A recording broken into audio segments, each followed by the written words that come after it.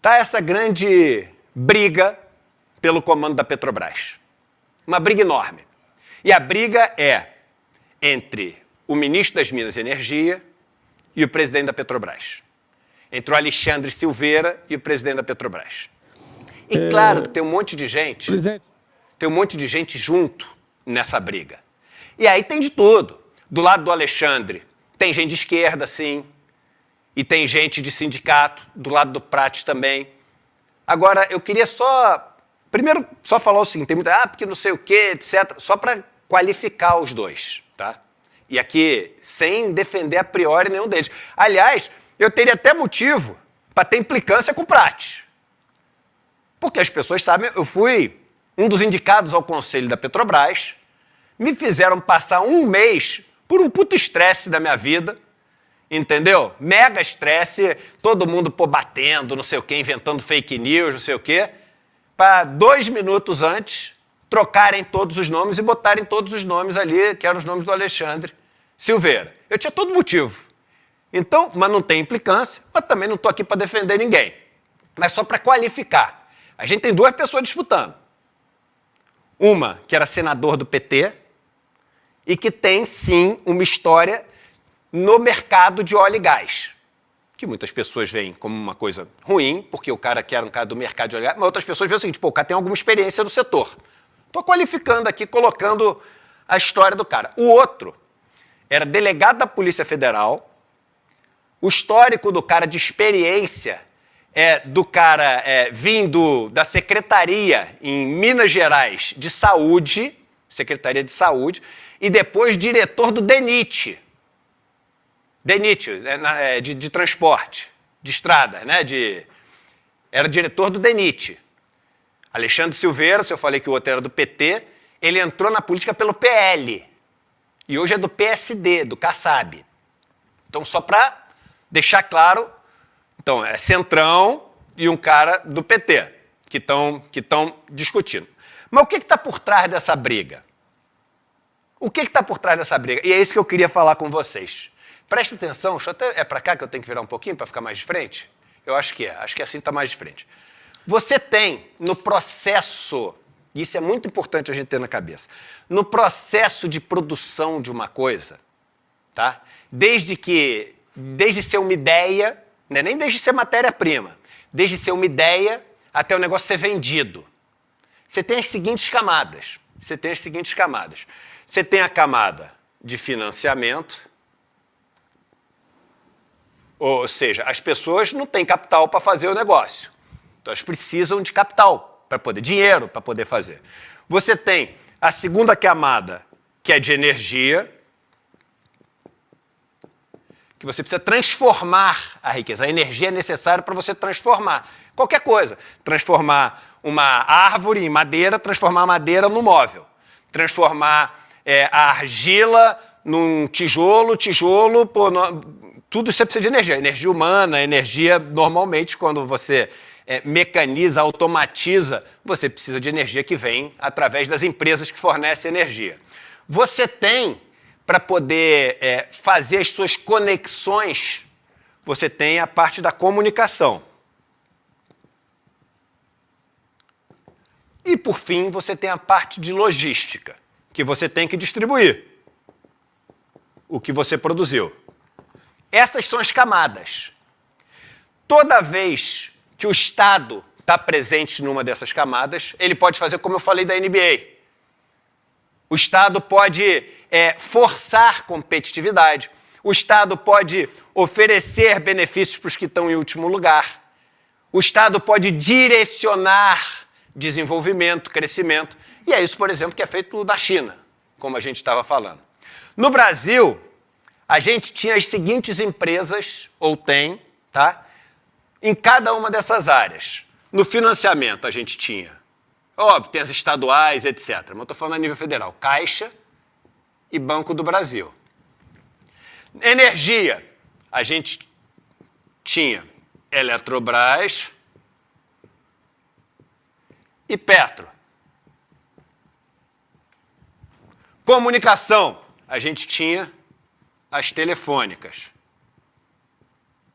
Lembrando que isso aqui antes da época da internet, né, da internet ser bombada. E logística, Correios. Essas empresas, elas são o maior alvo do setor privado. Elas são os maiores alvos do setor privado porque, dominando isso, eles controlam a pendenga toda, para não falar um palavrão. E aí o seguinte, Eletrobras, já ganharam. Caixa,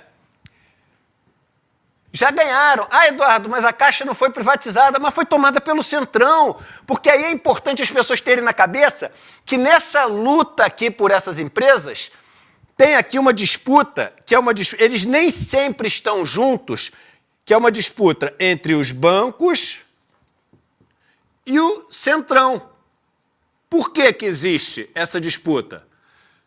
Porque é o seguinte, os bancos querem privatizar, para poder ser dono dessas empresas e para poder ganhar dinheiro na transação, de vender ações, de etc.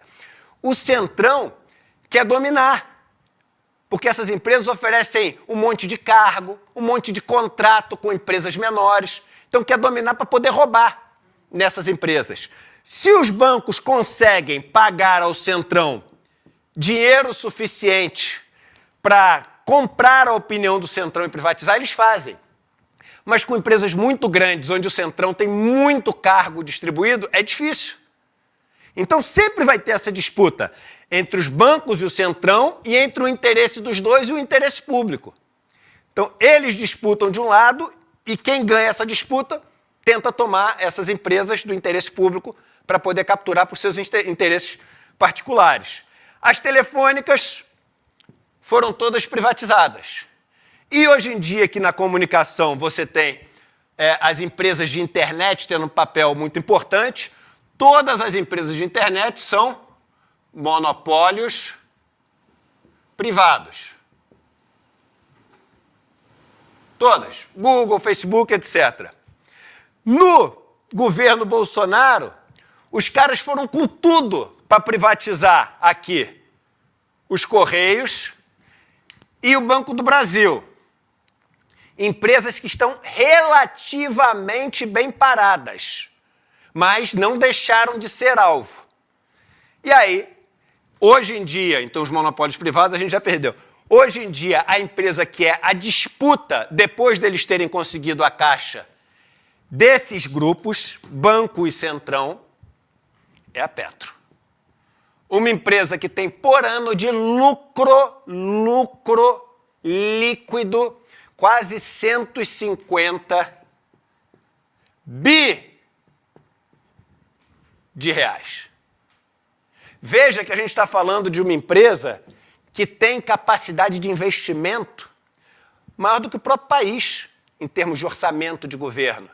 Ela tem mais orçamento para poder investir do que o PAC, se ela quiser, do que o PAC inteiro. Então você imagina essa disputa. Então, do lado ali dos caras que querem tomar a Petro, e eu não estou falando, mas a Petro está sendo tocada e sem a gente fazer aquela grande revolução da Petro. Em primeiro lugar, essa grande revolução, tu não pode fazer enquanto a empresa for de capital aberto, senão a galera que vai ser presa, mas mesmo se pudesse, não sei se fariam. Não sei se são os caras super de esquerda. Não sei se são. Eu sei que o Alexandre Silveira não é o cara super de esquerda. Mas a gente devia estar discutindo. Não, por que não tira esse negócio de qualquer alinhamento de preço? Por que não sai investindo em qualquer coisa? Eu já falei aqui, porque senão os caras vão presos se fizer isso. Vão presos mesmo, porque eles não podem, por causa da lei das SAs, por causa do respeito ao interesse dos minoritários. Não que eu concorde com isso, mas é assim que funciona. É assim que funciona. O que a gente tinha que estar fazendo agora? Está discutindo o seguinte, a recompra das ações da Petrobras. Falei aqui outro dia. Porque a dívida da Petrobras, ela é captada a 7%. Ou seja, você pega dinheiro emprestado a 7%. E o dinheiro da empresa é rentabilizado a 30%.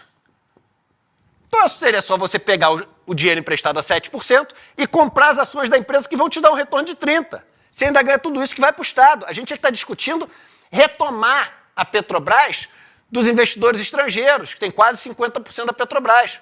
Mas não, o que está sendo disputado aqui é uma empresa que tem capacidade de investimento maior maior do que o próprio governo, uma empresa que tem um lucro monstruoso e uma empresa que é estratégica, porque ela está nessa camada, que é uma das 4 camadas importantes para esse processo de produção e para você dominar o mercado.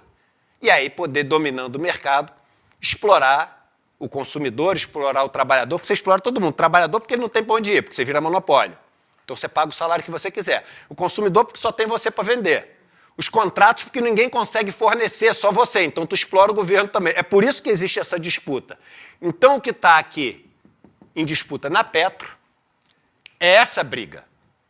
Agora, é o fulano, não é fulano, o mercadante recebeu, não recebeu, recebeu sondagem, mas não recebeu o convite, o fulano... Aí é outra discussão toda que é importantíssima, mas eu queria trazer para as pessoas estrategicamente o que está sendo disputado e por que está sendo tão disputado. E como a gente já perdeu essa aqui perdemos, essa aqui quase perdemos, quase, e pode ter certeza que quando isso aqui estiver resolvido, vão vir para cima dos Correios, não tenho dúvida que além de tudo tem uma maior capilaridade no Brasil, junto com a Caixa Econômica, chega em tudo que é município, etc.